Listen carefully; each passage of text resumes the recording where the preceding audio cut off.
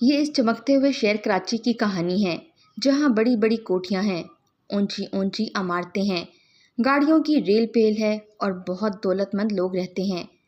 بعض تو اتنے امیر کبیر ہیں لگتا ہے کہ قارون کا خزانہ انہی کے پاس ہے، لیکن ضروری نہیں، یہ دولت انہوں نے صرف محنت سے ہی کمائی ہو۔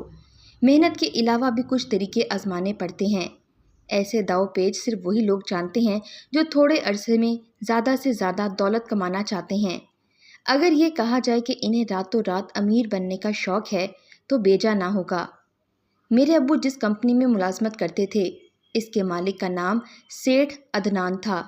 سیٹھ عدنان کچھ عرصے قبل اتنا امیر آدمی نہیں تھا، پھر یکا یک کاروبار میں ترقی ہونے لگی اور دولت ان کے گھر کے دروازے توڑ کر اندر آنے لگی۔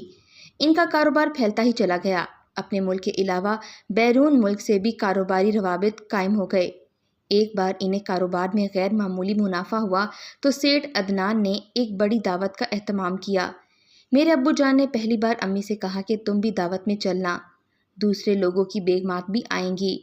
امی جان ایسی تقریب سے گھبراتی تھیں، لیکن ابو کے اصرار پر چلی گئیں۔ دعوت میں ابو نے سیٹھ صاحب سے امی کا تعارف کروایا۔ امی FA پاس اور بہت خوبصورت خاتون تھیں، مگر زیادہ فیشن نہیں کیا کرتی تھیں۔ سیٹھ صاحب ان کی سادگی کو بہت پسند کرنے لگے۔ دعوت کے چند دن بعد وہ ہمارے گھر تشریف لائے۔ امی جان اور میرے لیے کچھ تحفے بھی لائے، جنہیں ہم نے خوشی سے قبول کیا۔ ابو جان نے ان کی اس عنایت کو اپنی عزت افزائی کا خیال کیا اور بہت خوش ہوئے کہ سیٹھ صاحب نے ان کے گھر آ کر ان کی شان بڑھائی۔ اس کے بعد بھی سیٹھ صاحب ہفتہ عشرے میں ایک بار ہمارے گھر آنے لگے۔ وہ امی جان کو بھابھی کہتے اور میرے لیے ٹافیاں اور کھلونے ضرور لاتے۔ ایک روز سیٹھ صاحب ہمارے گھر آئے اور کہنے لگے، منان میاں، ہم آپ کے لیے خوشخبری لائے ہیں۔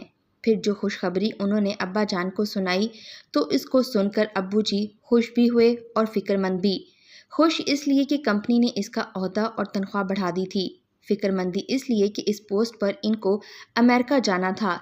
سیٹھ صاحب نے، جن کو میں انکل کہتی تھی، ابو جان کو تسلی دی اور کہا کہ تمہارے امریکہ سیٹل ہو جانے کے بعد میں تمہاری بیوی اور بیٹی کو بھی تمہارے پاس بھجوانے کا انتظام کر دوں گا، اس موقع کو ہاتھ سے مت جانے دو۔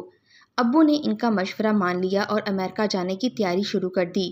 ابو کے امریکہ جانے کے بعد گھر میں ایک طرف اداسی چھا گئی تو دوسری طرف خوشحالی بھی آ گئی، کیونکہ وہ ہر ماہ ہمیں کافی رقم بھجوانے لگے تھے۔ ابو جان کی غیر موجودگی میں انکل ہمارے گھر وقتاً فوقتاً آتے، خیر خیریت دریافت کرتے، اکثر بہت سی اشیاء ضرورت بھی دے جاتے۔ امی جان ان کے ساتھ تھوڑی دیر ڈرائنگ روم میں جا کر بیٹھ جاتیں، چائے وغیرہ دیتیں، مگر ان کے چہرے سے یہی ظاہر ہوتا تھا کہ جیسے وہ بادل نوخاستہ مہمانداری کا یہ فریضہ نبھانے پر مجبور ہیں۔ سیٹھ صاحب کے گھر آنے سے انہیں بالکل خوشی نہیں ہوتی تھی۔ میں ان دنوں کافی چھوٹی تھی، نہیں جانتی تھی کہ سیٹھ صاحب امی جان سے کس قسم کی باتیں کرتے جاتے ہیں۔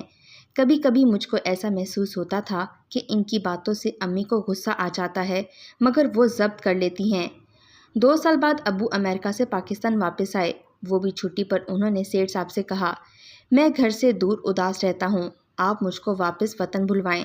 سیٹھ صاحب نہیں چاہتے تھے کہ اتنا قابل آدمی وہ پوسٹ چھوڑ کر امریکہ سے واپس آئے، لیکن بہت مجبور کرنے پر آخرکار سیٹھ صاحب کو ابو جان کی بات ماننی پڑی۔ انہوں نے ابو کو وطن تو بلا لیا، لیکن کراچی میں جگہ نہ دی، بلکہ پشاور اپنی کمپنی میں بھجوا دیا کہ کچھ عرصہ وہاں رہو، پھر کراچی بلوا لوں گا۔ امریکہ سے پشاور پھر بھی بہتر تھا، ابو ملازمت نہ چھوڑ سکتے تھے، لہٰذا پشاور جا کر اپنی ڈیوٹی سنبھال لی۔ انہیں وہاں گئے 3 ماہ ہی ہوئے تھے کہ ہمیں گھر پر اطلاع ملی کہ منان صاحب کا پشاور میں ایکسیڈنٹ ہو گیا ہے اور وہ فوت ہو گئے ہیں۔ اس جان کر صدمے سے امی جان کی حالت بگڑ گئی۔ اگر انکل عدنان سیٹھ صاحب امی کو سہارا نہ دیتے اور کافی عرصے تک ہسپتال میں ان کا علاج نہ کرواتے تو امی یقیناً اس صدمے سے جانبر نہ ہو سکتی تھیں، مگر یہ انکل کی مہربانیاں تھیں کہ وہ یہ صدمہ برداشت کر گئیں۔ ابو کو فوت ہوئے 2 سال بیت گئے۔ انکل نے نہ ہم سے کمپنی کی طرف سے دیا ہوا مکان خالی کروایا اور نہ ہی کوئی نوٹس دیا۔ ہمیں ابو کی تنخواہ بھی باقاعدگی سے کمپنی کی طرف سے مل رہی تھی۔ تیسرا سال شروع ہوا تو اچانک ابو کی تنخواہ روک لی گئی اور مکان خالی کرنے کا نوٹس بھی دے دیا گیا۔ پھر ایک دن انکل عدنان ہمارے گھر آئے اور امی سے کچھ باتیں کرتے رہے۔ وہ مسلسل انکار کرتی رہیں اور روتی رہیں۔ ان کے جانے کے بعد وہ مجھ سے چمٹ کر روئیں۔ وہ مجھ کو شدت غم سے بھینچ لیتی تھیں اور ٹھنڈی آہ بھر کر کہتی تھی کہ ہائے صنوبر، اب تیرا کیا ہوگا۔ دوسرے دن انکل عدنان پھر آئے اور کہنے لگے، دیکھو عارفہ، میری بات مان لو، اس دنیا میں تن تنہا سہارے کے بغیر جینا بے حد مشکل بھی ہے اور دشوار بھی۔ پھر تمہاری بچی کے مستقبل کا بھی سوال ہے۔ تمہاری بہتری اسی میں ہے کہ میری بات مان لو۔ پھر امی نے ان کی بات مان لی اور خاموشی سے امی جان کی شادی سیٹھ صاحب سے ہو گئی۔ انکل عدنان مجھ کو بہت پیار کرتے تھے۔ ان کے اپنے 5 بچے پہلی بیوی سے تھے۔ پہلی بیوی کو انہوں نے زندگی کے اس موڑ پر طلاق دے دی۔ 2 بچیاں وہ ساتھ لے گئی تھی اور 3 بیٹے انکل نے اپنے پاس رکھ لیے تھے جو بیرون ملک تعلیمی اداروں میں اعلیٰ تعلیم حاصل کر رہے تھے۔ امی جان سے انہوں نے شادی کی تو ان کے سب دوست ان کی تعریف کرنے لگے۔ وہ ایک بے کس و مجبور عورت کا سہارا بنے تھے جو ان کے مرحوم ملازم کی بیوہ تھی۔ سبھی انہیں ایک عظیم انسان کے نام سے پکارنے لگے۔ امی نے نہ جانے کس مجبوری کے باعث سیٹھ صاحب سے شادی کر لی تھی، مگر وہ خوش نظر نہیں آتی تھیں۔ ابو کی جدائی کا صدمہ انہیں اندر ہی اندر دیمک کی طرح چاٹ رہا تھا۔ وہ کبھی کبھی کہہ بیٹھتی کہ اللہ تمہارے ابو کے قاتلوں کو سزا دے۔ مجھے شک ہے کہ وہ اپنی موت نہیں مرے بلکہ انہیں مارا گیا ہے۔ میں ان کی باتوں کو نہیں سمجھتی تھی، اس لیے چپ رہتی تھی۔ جب امی کی سیٹھ عدنان سے شادی ہوئی تو میں 7 سال کی تھی۔ 8 سال تک امی اس کے بعد زندہ رہیں۔ ایک دن وہ مجھ کو روتا چھوڑ کر ابو کے پاس چلی گئیں۔ ان کے دماغ کی شریان پھٹ گئی تھی۔ امی کے بعد ظاہر ہے اب صرف انکل عدنان کا ہی مجھے سہارا تھا۔ مجھے ڈر تھا کہ امی کی وفات کے بعد وہ مجھ سے آنکھیں نہ بدل لیں۔ میرا میڈیکل میں 2nd ایئر تھا اور میں ڈاکٹر بننا چاہتی تھی۔ انکل عدنان میرے اخراجات برداشت کر رہے تھے۔ دن گزرتے گئے، حالات معمول کے مطابق رہے۔ میں آیا کے ساتھ امی والے بنگلے میں رہتی تھی، جبکہ انکل عدنان اب کبھی کبھی آ جاتے تھے، ورنہ زیادہ تر وہ اپنے دوسرے بنگلے میں ٹھہرتے تھے۔ ایک دن وہ آئے تو مجھے بلا کر کہنے لگے، صنوبر، میں ایک مسئلے کے بارے میں کچھ پریشان ہوں، مجھ کو تم کوئی مشورہ دو۔ پھر بولے، میرے ایک دوست کی بیٹی تمہاری عمر کی ہی ہے، اس کے لیے ایک رشتہ آیا ہے، لیکن میرے دوست کی عمر زیادہ ہے، بس تم میری عمر کا سمجھ لو، مگر بے انتہا دولت مند ہے، تمہاری کیا رائے ہے؟ میری سمجھ میں کچھ نہ آیا کہ انہیں کیا جواب دوں۔ بس میں نے انہیں ٹالنے کے لیے کہہ دیا کہ آپ کی عمر کچھ زیادہ تو نہیں ہے۔ حالانکہ انکل کی عمر 65 سال سے کسی طرح سے بھی کم نہ تھی، لیکن چہرے کی سرخی اور دولت کی فراوانی سے وہ اپنی عمر سے 10 سال چھوٹے نظر آتے تھے۔ میرے جواب پر بے حد خوش ہوئے، بولے، مجھے تم سے یہی امید تھی کہ تم بہت سمجھدار ہو، بلکہ اپنی ماں کی طرح۔ ایک روز پھر آئے، کہنے لگے، صنوبر بیبی، آج اگر تمہاری اماں زندہ ہوتی تو وہی تم سے یہ بات کرتی، لیکن بیٹی اب میں ہی تمہارا باپ ہوں اور ماں بھی۔ میں چاہتا ہوں کہ تمہیں تمہارے گھر کا کر دوں تاکہ تمہاری ماں کی روح کو سکون مل جائے۔ اس بات کا میں کیا جواب دیتی؟ میں خاموش تھی۔ مجھے ابھی آگے پڑھنا تھا، پڑھانا کلی طور پر ان کے اختیار میں تھا۔ میں نے کہا، انکل جیسے آپ کی مرضی۔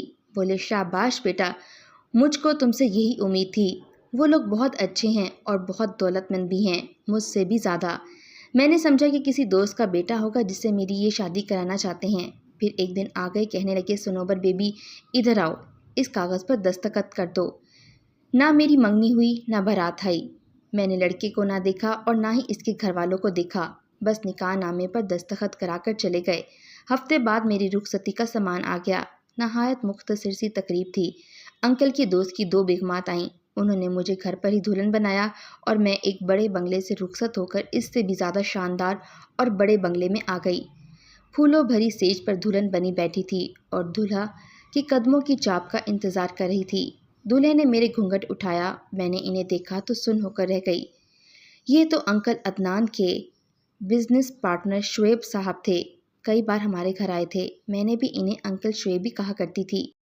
اس کے بعد تو کئی دن میں چھپ چھپ کر روتی رہی، کہاں جاتی میرا کوئی بھی نہیں تھا۔ مجھ کو انکل عدنان پر بہت غصہ تھا، مجھ سے کتنا بڑا دھوکہ کیا تھا، صرف اپنے کاروبار کے بندھن کو مضبوط کرنے کے لیے۔ شادی کے جو ارمان لڑکی کے دل میں ہوتے ہیں میرے دل میں بھی تھے، جن پر انگارے برس رہے تھے، مگر میں نے بھی تہیہ کر لیا کہ میں اب انکل عدنان سے شعیب کا سارا سرمایہ علیحدہ کرا کر ہی دم لوں گی۔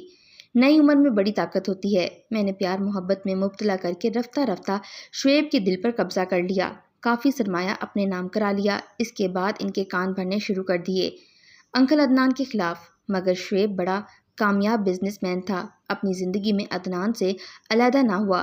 البتہ ان کی وفات کے بعد میں نے ان کا سرمایہ انکل عدنان کے کاروبار سے الگ کرنے کی ٹھان لی۔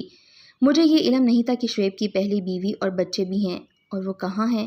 مجھے تو انہوں نے ایک علیحدہ گھر میں رکھا ہوا تھا۔ ان کی وفات کے بعد وہ لوگ آ گئے، وہ سب امریکہ میں رہتے تھے۔ انہوں نے آتے ہی ان کا کاروبار سنبھال لیا، روپیہ پیسہ جائیداد سب کچھ، البتہ جو بنگلہ، رقم اور زیورات شعیب نے میرے نام کیے تھے وہ مجھے قانونی طور پر مل گئے۔ اس میں بھی سیٹھ عدنان نے ہی میری مدد کی، ورنہ مجھے شعیب کی بیوہ اور بچے پھوٹی کوڑی بھی نہ لینے دیتے۔ شعیب کو وفات ہوئے 6 سال گزر گئے ہیں، مگر میں نے شادی نہیں کی۔ میری روح بے سکون و بے چین ہو گئی ہے، آوارہ پتے کی طرح، کبھی ادھر کبھی ادھر ڈولتی پھرتی ہے۔ گھنٹوں سڑک پر کار دوڑاتی ہوں کہ کبھی تو سکون ملے گا۔